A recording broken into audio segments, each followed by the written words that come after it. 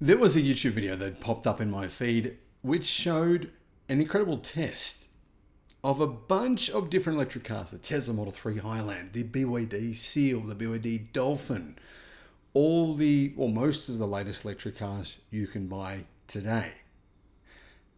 However, Lexus had two electric cars in this test, and their range was shockingly bad. In fact, it was the worst for the price. It was the worst amount of range for the cost of the car in the test. But the reviewers were really confused, and they were thinking to themselves, it doesn't seem like the car is giving you the right range estimates. It's telling you the wrong thing. Well, I noticed this.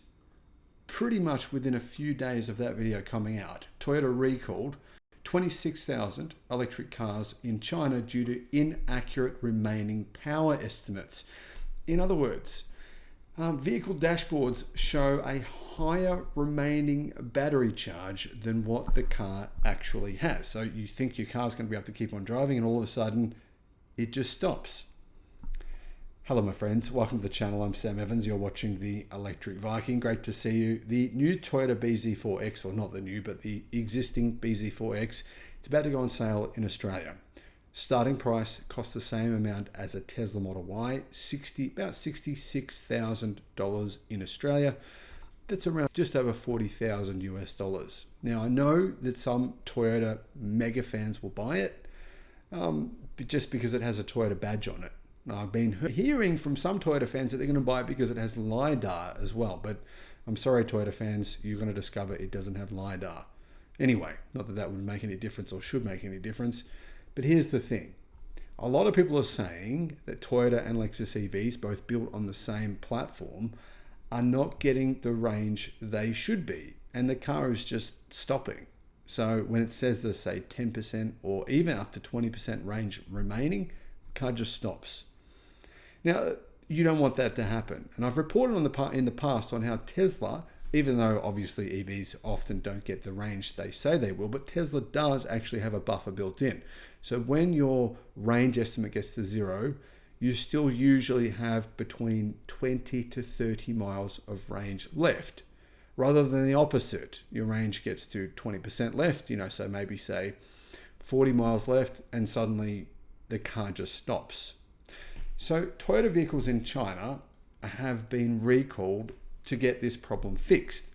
Now, I wonder if people in China are more astute about these issues. They're kind of less willing to accept these kinds of problems. There's a big EV market in China, massive. I mean, it's estimated that around 10 million electric cars will be sold in China this year. Last year, the number I believe was 7 million. Ridiculous number. It's amazing. Absolutely amazing. But that's one of the reasons why Toyota is struggling to sell its electric cars in China. Now, the BZ4X, I just said it's what, $42,000 US.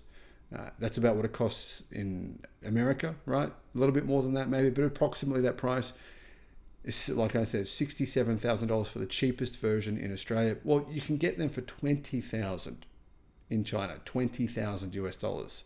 Now, there was a scandal in Europe. Norwegian Car Magazine, the biggest one of the biggest in Europe, in fact, they tested, I believe, 22 different electric cars in winter. All of them had a little bit less range because it was cold. They had a little bit less range than normal, but it was within 10-20%.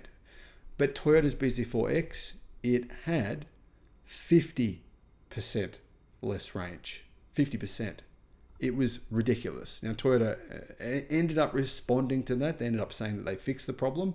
What they did is they actually reduced the backup. So with every battery pack, let's say the battery size might be an estimate, say 60 kilowatt hour size, the usable capacity will be less than 60. It might be, say, 55, 56, around there.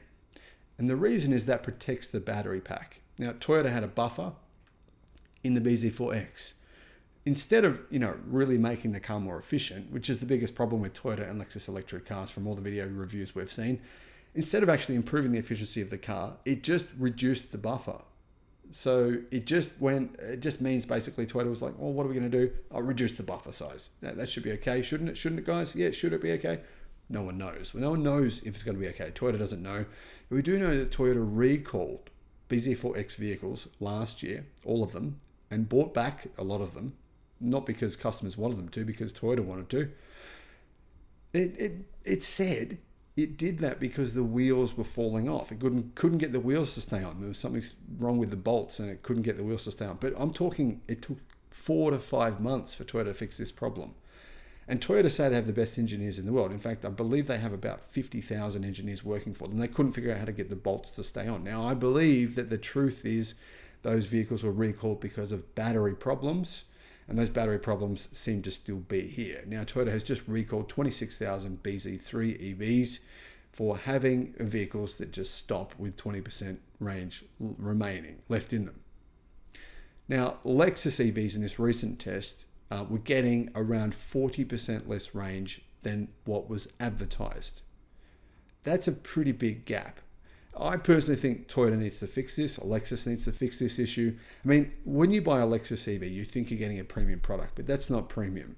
Toyota's EVs are certainly not premium, and there's no oh what a feeling about them whatsoever, in my opinion. My advice, guys, is I'm not telling you to buy a Tesla Model Y, but it would be a better choice than a BZ4X, that's for sure. There's other choices. Hyundai's Ioniq 5, Hyundai Ioniq 5, whatever you want to call it, the Kia EV6, a Volkswagen ID4, BYD, the Atto 3 or the Seal. There's a lot of choices that you can make. Not getting a Toyota is your best bet for you, and the best bet for you to have peace of mind when you're driving your electric car.